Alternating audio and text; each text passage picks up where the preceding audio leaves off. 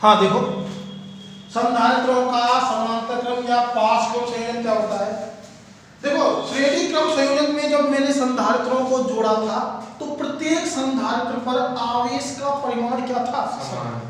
लेकिन यदि संधारित्रों को समांतर क्रम में जोड़ा जाए तो प्रत्येक संधारित्र पर विभव का मान क्या होता है, समान होता है। क्या होता है, समान होता है। जैसे कि मैंने बात की, मैंने 3 संधारित्र लिए, तो मैंने 3 संधारित्र लिए, एक संधारित्र ले लिया, एक संधारित्र मैंने ये ले लिया और एक संधारित्र लिया मैंने ये।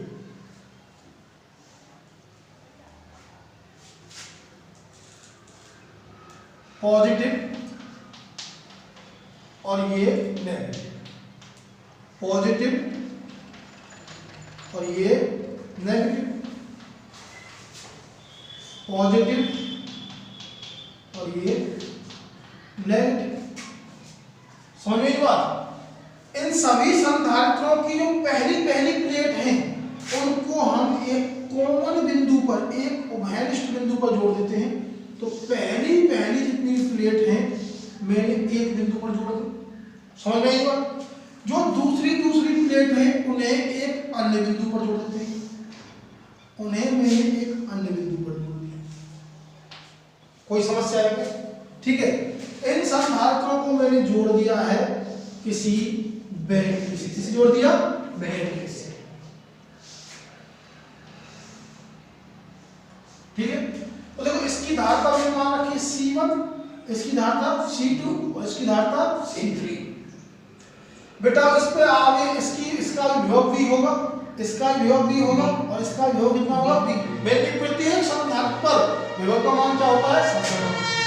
इसका आवेश ले तो Q1, इसका आवेश ले तो क्या मान ले Q2 और इसका आवेश ले तो क्या मान ले Q3। कोई समस्या है क्या? ठीक है। तो देखो धारा कैसे बहेगी, ये V बैटरी मान लिया, ये विभव V। तो देखो धारा ऐसे बहेगी, यहाँ से पॉजिटिव टू नेगेटिव जाएगी, ऐसे जाएगी। ठीक है। यहाँ धारा बढ़ जाएगी। ठीक है। तो धारा अलग अलग तो आवेश भी अलग अलग, यही तो है। ठीक है। धारा अलग अलग, तो यहाँ से धारा ऐसे गई और यहाँ मिल गई वापस एक धारा होगी। कोई समस्या है? ठीक है। तो मैं क्या कह रहा हूँ, संधारित्रों का ऐसा संयोजन जिसमें प्रत्येक संधारित्र पर विभव का मान क्या होता है, समान होता है। ठीक है। वो क्या कहलाता है, संधारित्रों का पार्श्व क्रम या समांतर क्रम संयोजन कहलाता है। इस संयोजन में संधारित्रों की पहली प्लेट, सभी संधारित्रों की पहली प्लेटों को एक कॉमन बिंदु पर, एक बिंदु पर तथा दूसरी प्लेटों को एक दूसरे बिंदु पर जोड़ दिया जाता है। समझ में बात? ठीक है। तो लिखो, परिभाषा लिखो पहले इसकी। संधारित्रों का ऐसा संयोजन है जिसमें प्रत्येक संधारित्र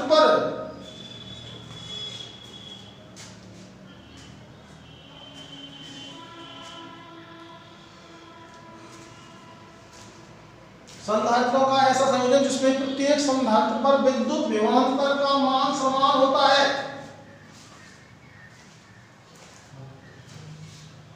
संधारित्रों का ऐसा संयोजन जिसमें प्रत्येक संधारित्र पर विद्युत विभवांतर का मान समान होता है। विद्युत विभवांतर का मान समान होता है। संधारित्रों का श्रेणी क्रम संयोजन कहलाता है। संधारित्रों का समांतर क्रम संयोजन कहलाता है। प्रत्येक संधारित्र पर विद्युत विभवांतर का मान समान होता है।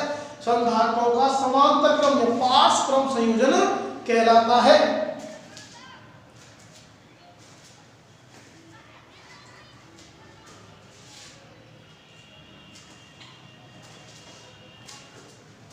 इस संयोजन में सभी संधारित्रों की पहली प्लेटों को एक बिंदु पर,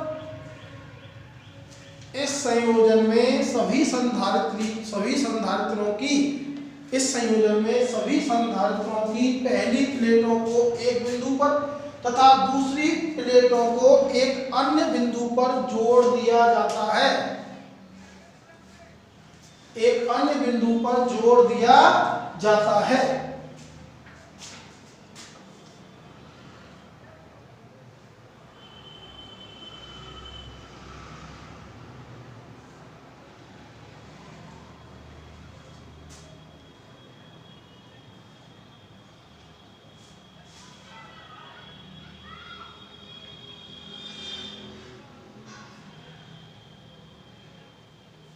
जोड़ दिया जाता है। ठीक है, तो भैया ये आप बनाएंगे फटाफट, जल्दी डायग्राम बनाएंगे, फटाफट डायग्राम बनाओ।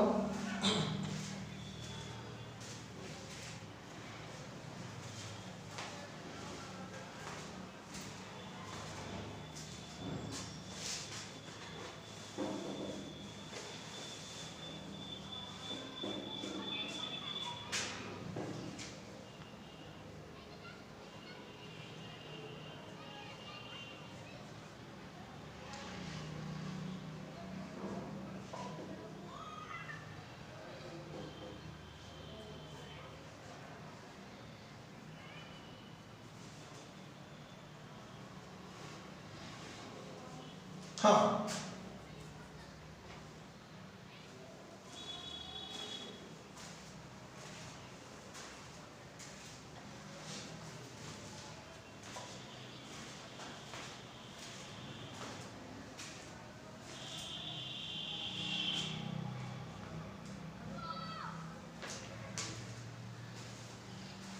बना लिया होगा सबने, तो देखो आगे।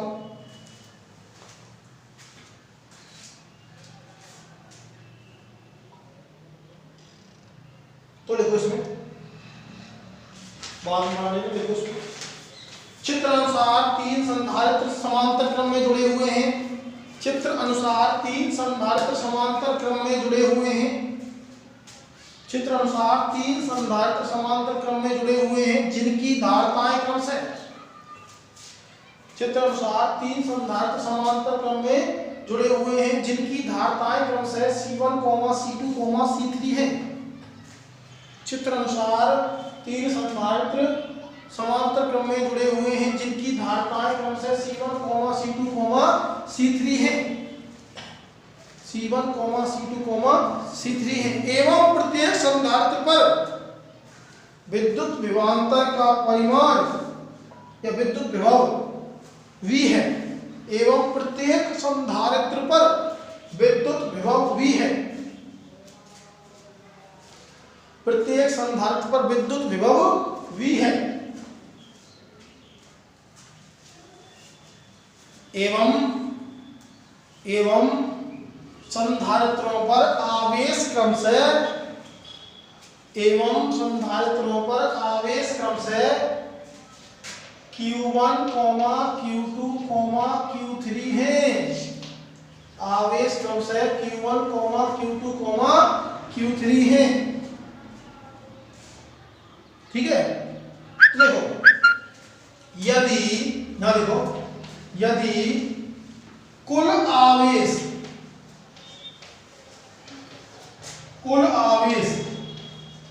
Q हो तो, यदि कुल आवेश कितना हो Q, यहां देखो, तो देखो कुल आवेश कैसे निकालेंगे, Q1 प्लस Q2 प्लस में Q3।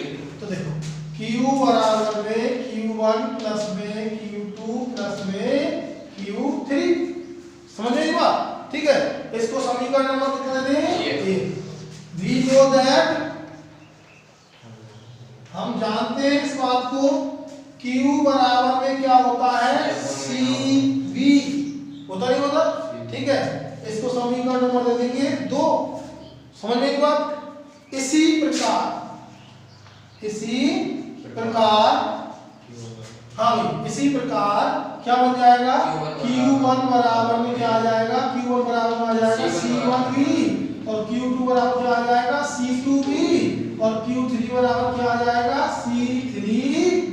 इसको समीकरण कितना देंगे, 3।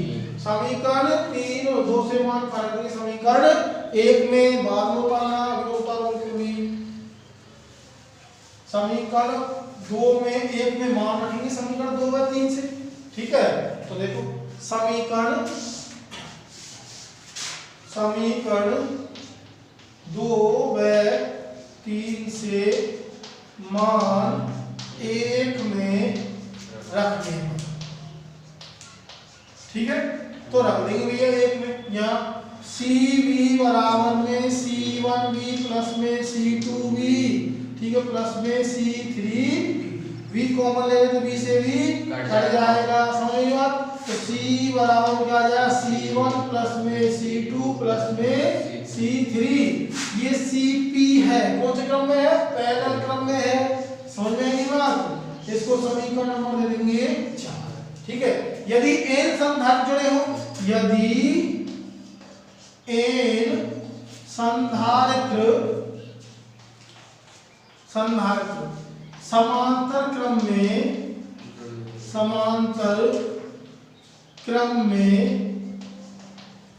जुड़े हो, यदि n संधारित्र समांतर क्रम में जुड़े हो तो सूत्र क्या बन जाएगा?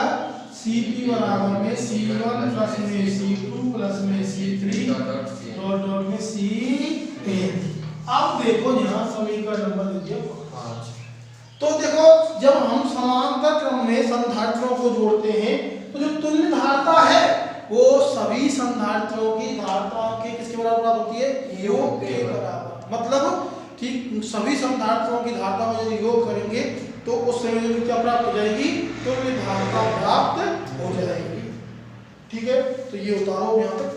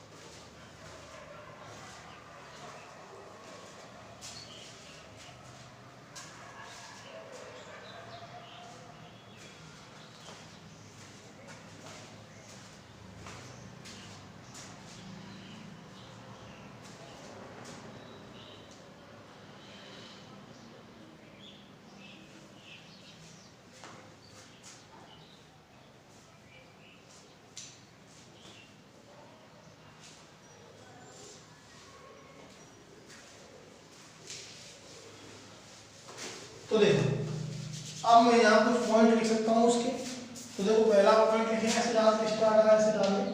हाँ, पहला पॉइंट समांतर क्रम संयोजन में तुल्य धारता, समांतर क्रम संयोजन में तुल्य धारता सभी संधारित्रों की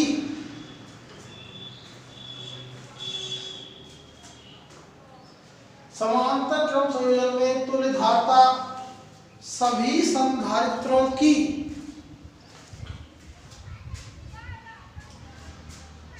संधारित्रों की धारताओं के योग के बराबर होती है। सभी संधारित्रों की धारताओं के योग के बराबर होती है।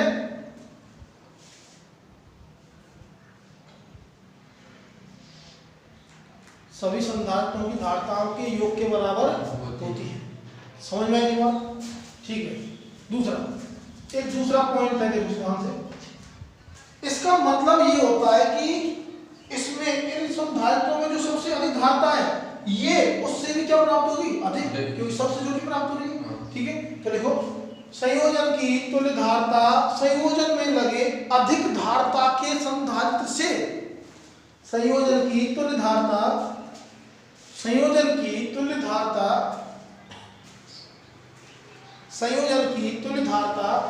संयोजन में लगे अधिक धारता के संधारित्र से भी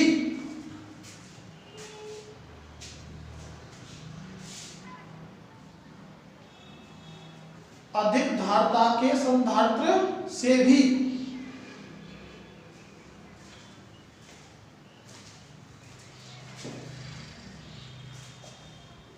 संधारित्र से भी अधिक प्राप्त होती है, से भी अधिक प्राप्त होती है, से भी अधिक प्राप्त होती है। हाँ, देखो तीसरा पॉइंट ये लिखो। तो देखो सुनो, यदि क्या है कि प्रत्येक संधान की धारता C है, क्या है? C।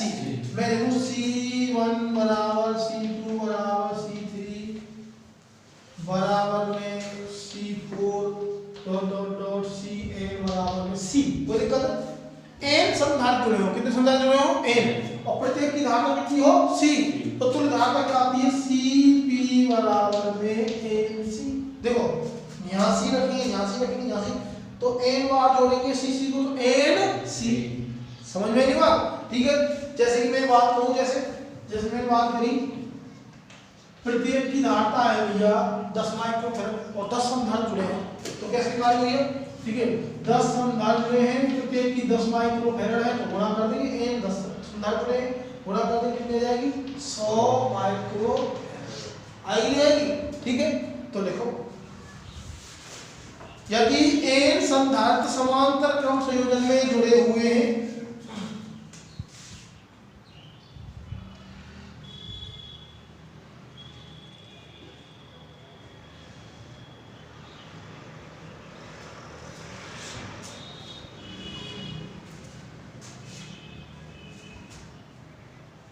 एन संधारित्र समांतर क्रम संयोजन में जुड़े हुए हैं और प्रत्येक संधारित्र की धारता सी है, तो तुल्य धारता,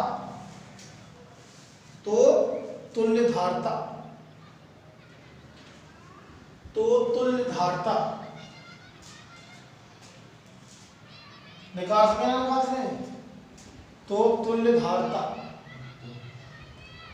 तो देखो क्या होता है, C1 बराबर C2 बराबर C3 और ये यहाँ पर C बराबर NC और वहाँ उदाहरण लिखा दिया हमने 10 माइक्रोफैराड प्रत्येक की है, तो ये आ गया। ठीक है,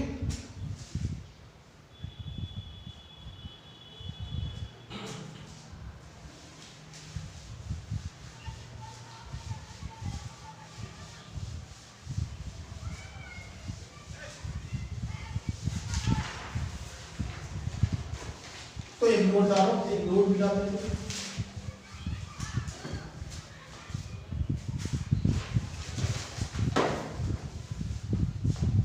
पहले नोट को आप समझेंगे, उसके बाद लिखना स्टार्ट करें। ठीक है, मैंने कही कि ये कोई संधारित्र है,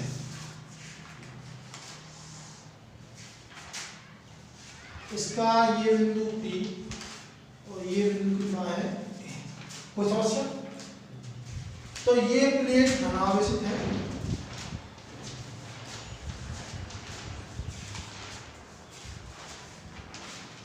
और ये प्लेट क्या है, ऋणावेशित। इनके मध्य की दूरी है d। अब मैंने क्या किया, इन प्लेटों के मध्य में, ठीक है, प्लेटों की लंबाई की लंबवत, तो लंबाई ऐसे, इनकी लंबवत ऐसे, मैंने पट्टिकाएं रख दी। क्या रख दी? पट्टिका। एक पट्टिका ये रख दी, एक पट्टिका ये। यहां देखो ये फटाफट, मैंने लंबाई की लंबवत क्या रख दी, पट्टिकाएं रख दी, एक पट्टिका ये रख दी। इसका मैंने परावर्तक मान लिया एप्सिलॉन r, इसका मान लिया मैंने एप्सिलॉन r, इसका मान लिया एप्सिलॉन r। कोई समस्या है? ये दूरी मैंने d कितनी मान ली है, ये d समान रूप है, ये भी d, ये भी d, समझ में बात? तो अब ये जो प्लेट पट्टिकाएं हैं, ये पट्टिकाएं संधारित्रों के समांतर क्रम संयोजन की तरह व्यवहार करेंगी। किसकी तरह व्यवहार करेंगी? समांतर। यदि मैं पट्टिकाओं को प्लेटों के समांतर रखता हूं तो कैसे व्यवहार करेंगी? श्रेणी क्रम संयोजन, जो मैं पहले बता चुका हूं। यदि मैं पट्टिकाओं को प्लेटों के लंबवत रखता हूं, समान मोटाई की पट्टिकाएं मैंने रख दी, प्रत्येक की मोटाई कितनी है, d। ठीक है, एक पट्टिका ये, एक पट्टिका ये, जिनके परावर्तक कितने, epsilon r, epsilon r3, epsilon r3, epsilon r4। ठीक है, तो ऐसे दो ध्यान लगा दी, कुछ परावर्तक भरा हुआ, समझ में आई बात? ठीक है, तो ये सभी पट्टिकाएं किसकी तरह व्यवहार करेंगी? समांतर क्रम संयोजन। किसकी तरह व्यवहार करेंगी? समांतर क्रम संयोजन की तरह व्यवहार करेंगी। समझ में आई बात? जब ये समांतर क्रम संयोजन की तरह व्यवहार करेंगी तो भैया क्या क्रम बनेगा इनका? तो इनका क्रम कुछ इस प्रकार से बनेगा। एक पट्टिका ये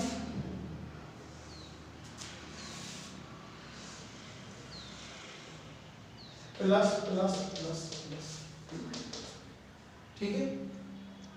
एक पट्टिका इसकी एप्सिलॉन r1, एक पट्टिका ये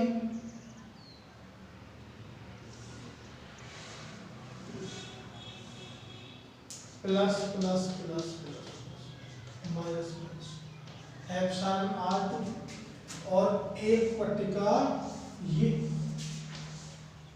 प्लस प्लस प्लस प्लस, देखो प्लस प्लस और ये माइनस, समझ में आ रही बात, ठीक है।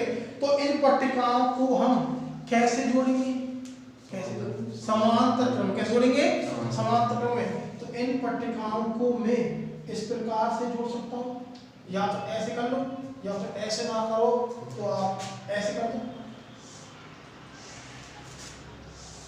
कोई दिक्कत है?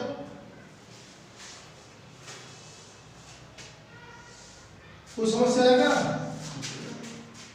यहाँ P और यहाँ A, समझ में बात? मोटाई कितनी है? D, D और ये D, ठीक है। तो देखो सबसे पहले इसमें देखो,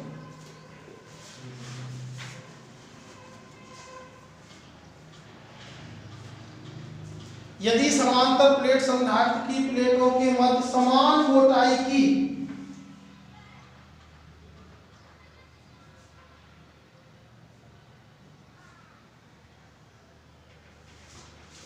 यदि समांतर प्लेट संधारित्र की प्लेटों के मध्य समान मोटाई की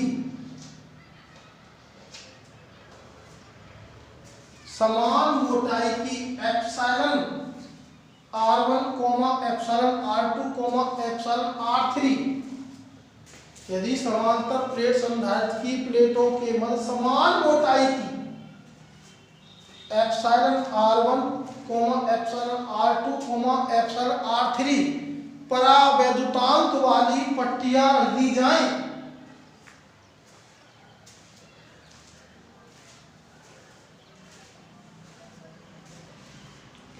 परावैद्युतांक वाली पट्टियां रख दी जाए तो इन्हें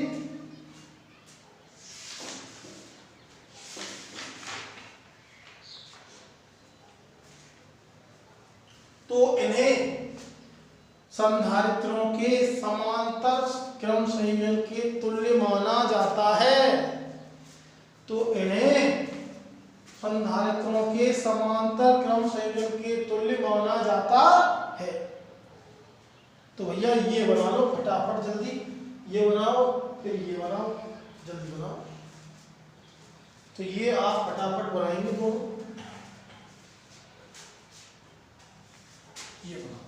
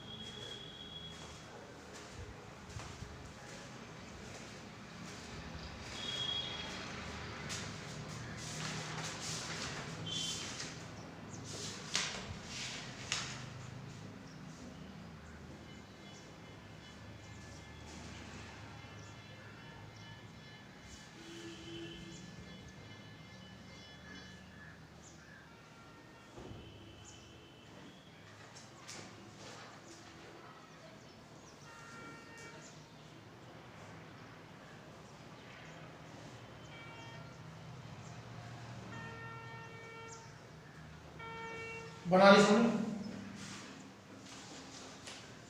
ठीक है, बना ली समझ। अच्छा तो देखो, अब देखो अब तुल्य धारता कैसे निकालेंगे। इसकी धारता बताओ, इसकी धारता बताओ। C1 मान ली, इसकी धारता मान ली C1, कितनी मान ली C1, इसकी मान धारता C2, इसकी धारता C3। तो देखो C1 बराबर में कितनी आएगी बोलो, A epsilon not epsilon R1 upon में D। प्लेटों में मल्टीप्लाई ये प्लेटों की दूरी D, ये नहीं प्लेट, ये घना भी है, ठीक है। C2 बराबर कितनी आएगी, C2 बराबर में A epsilon not epsilon R2 upon में D, और C3 बराबर कितनी आएगी, A epsilon not epsilon R3 upon में D। कोई समस्या है तो तुल्य धारता निकाल सकते हैं। तुल्य धारता क्या लगा देंगे, फॉर्मूला लगा देंगे। तो देखो तुल्य धारता का हम लगा देते हैं फॉर्मूला। तो देखो तुल्य धारता का फॉर्मूला लगाएंगे, Cp बराबर में C1 प्लस में C2 प्लस में C3। तो देखो Cp बराबर इसका मान A epsilon not epsilon R1 upon में D, इसका मान A epsilon not epsilon R1 upon में एप्सिलॉन R2 अपॉन में D, प्लस में A epsilon not epsilon R3 upon में D। तो क्या आ जाएगा, Cp बराबर में A epsilon not upon D common ले लेंगे, तो यहाँ पे आ जाएगा एप्सिलॉन R1 प्लस में एप्सिलॉन R2 प्लस में एप्सिलॉन R3। ये आपके पास तुल्य धारता प्राप्त होगी इस कंडीशन में। समझ में नहीं बात, ठीक है। तो इस प्रकार से इसको आप उतारेंगे फटाफट।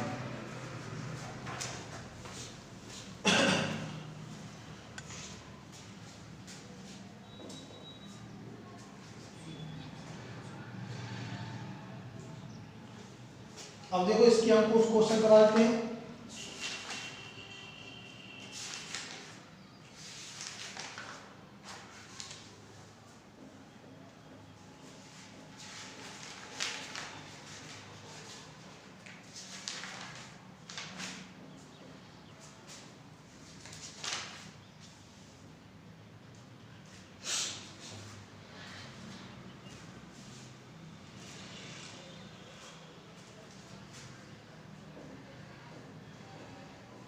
ठीक है, इसकी हम कुछ क्वेश्चन आपको करा देंगे।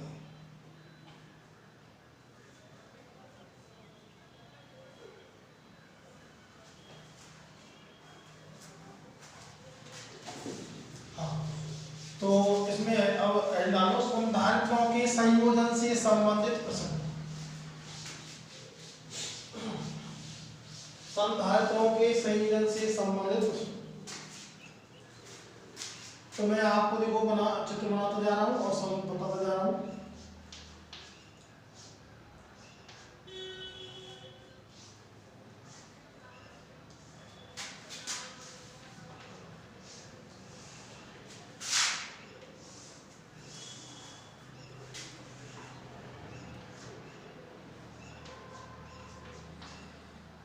दस माइक्रोफैरड, 20 माइक्रोफैरड और 30 माइक्रोफैरड, ठीक है। ये बिंदु P और ये बिंदु A। ये क्वेश्चन दे रखा है, क्वेश्चन दे रखा है P तथा N के मध्य, P तथा N के मध्य तुल्य धारिता ज्ञात कीजिए।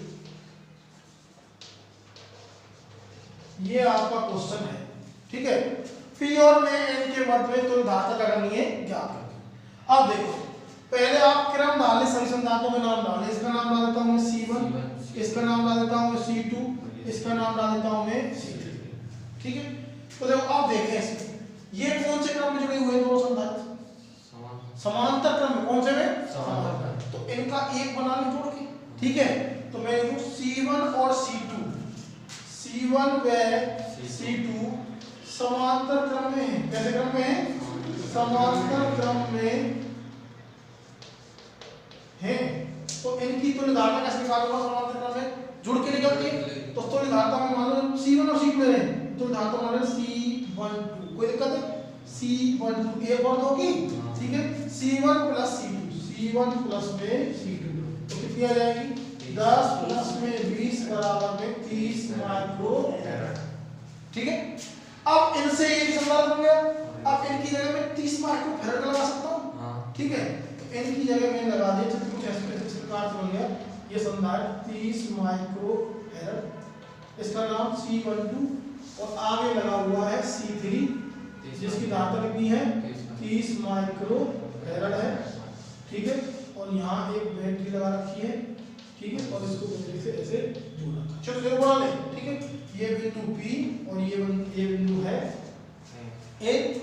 अब देखो ये और ये कैसे जुड़े हुए हैं श्रेणी क्रम में। ठीक है, तो आप लिख दें C12/C3 कैसे हैं श्रेणी क्रम में है, श्रेणी क्रम में है। तो श्रेणी क्रम में क्या बन जाएगा इनका फॉर्मूला? हाँ, इनका फॉर्मूला बन जाएगा 1/में C123 तीन है ना, C12 और 3 कोई दिक्कत है? C1 2 3 वाले हाँ C1/C12 1/में C3। तो यहाँ 1/में C123 बराबर 1/में 30 1/में 30 कितनी होगी 2/में 30।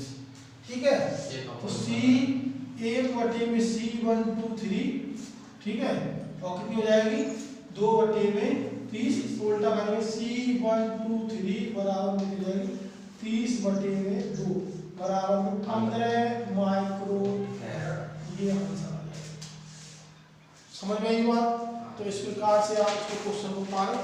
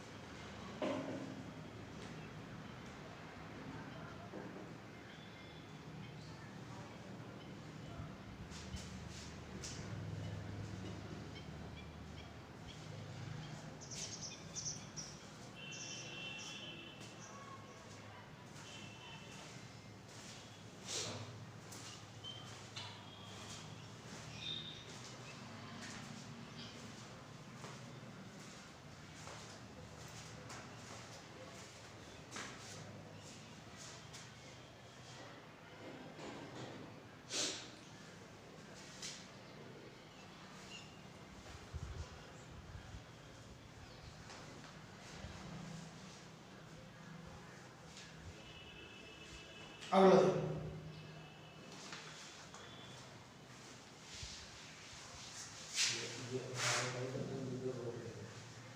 कोई ज्यादा 30 सेकंड का फर्क पड़ा है लास्ट तो मैंने लिस्ट करे वीडियो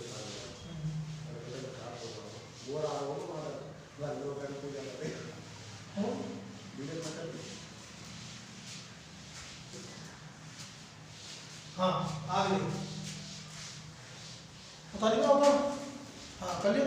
देखो अगला क्वेश्चन है, अगला क्वेश्चन देखो।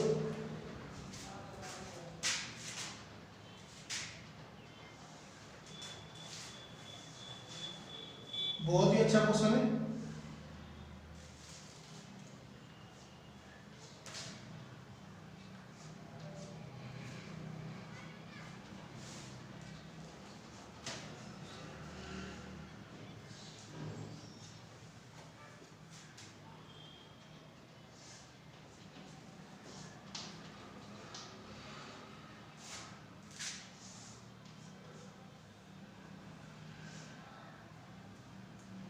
A B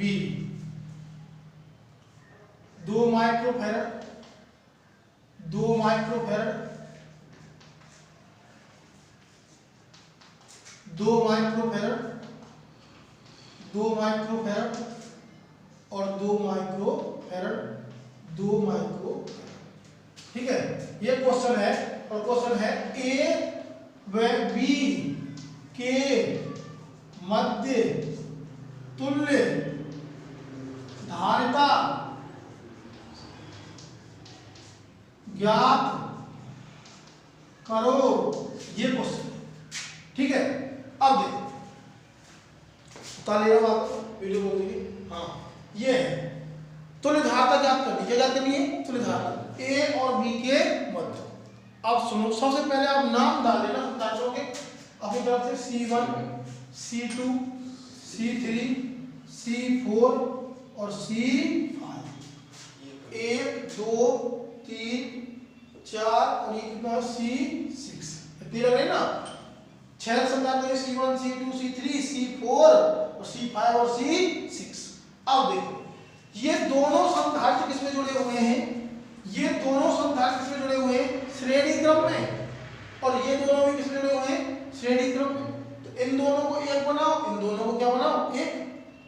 श्रेणी क्रम में जुड़े हुए दोनों, ये भी किसमें जुड़े हुए? श्रेणी क्रम में। तो देखो संधारित्र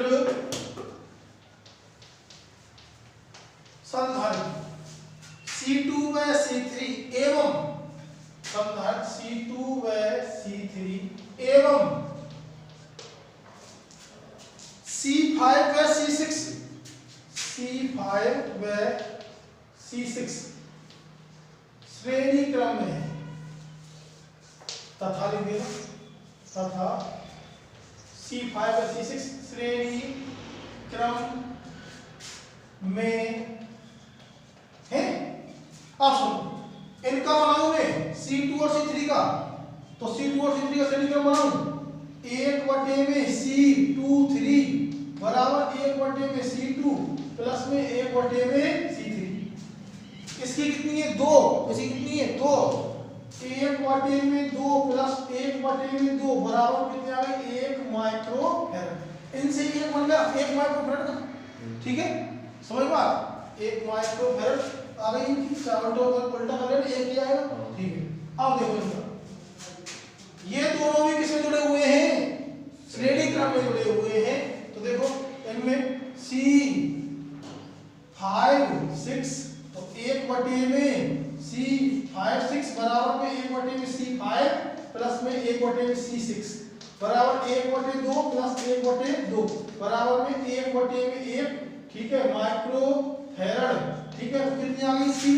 इसकी तो आ गई एक C23 बराबर में 1 माइक्रोफैरड आ गई थी, और इसकी कितनी आई? C5 6 बराबर में 1 माइक्रोफैरड। अब इसका भी 1 माइक्रोफैरड बन गया, इसका भी क्या बन गया? 1 माइक्रोफैरड। अब डायग्राम कैसे बनेगा?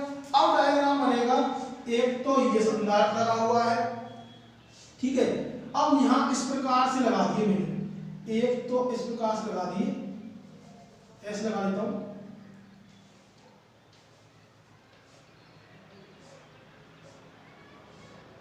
एक बना दिया, एक बना दिया, एक यहां लगा हुआ है।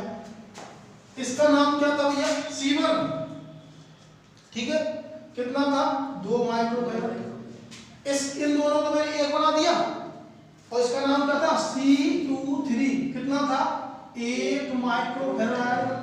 इसका C5 6 कितना निकल गया है? 1 माइक्रोफैरड। और ये अपने सब पास कौन सा था? C4। और ये कितना है? C4 2 microfarad. समझ में बात? ठीक है, अब ये डायग्राम आपके पास हो जाता है। तो ये दोनों किसमें है? समांतर क्रम में है, C23 और C5 6। तो इसी प्रकार क्या करेंगे कि एक बार थोड़ा सा उतार लें आप फटाफट जल्दी।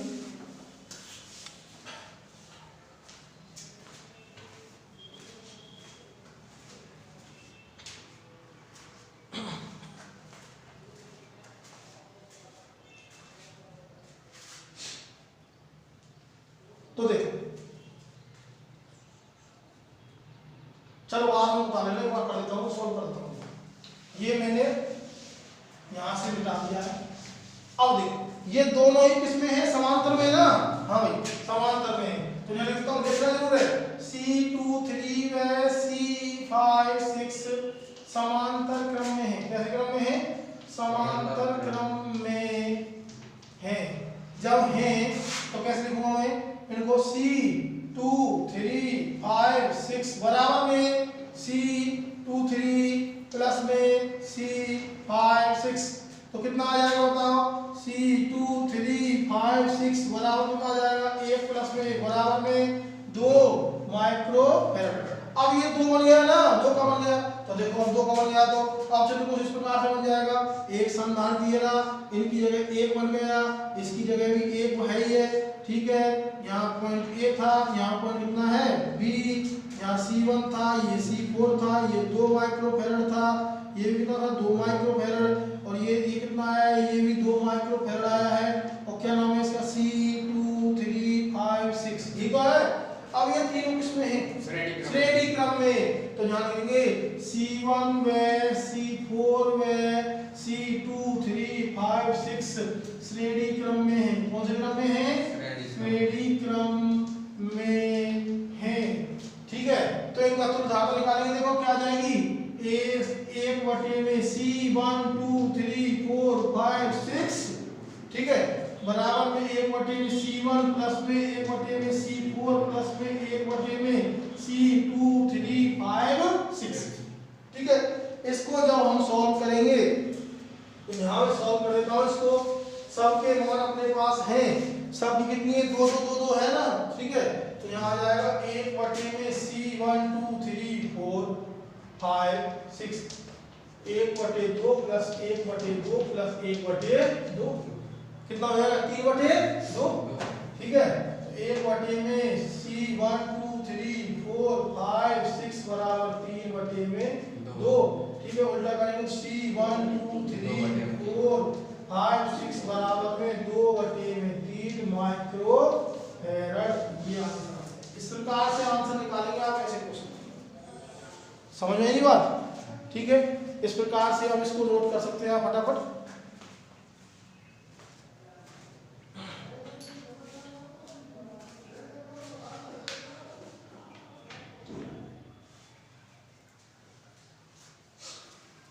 इस प्रकार से आप में और भी क्वेश्चन आपको कराए जाएंगे इसमें।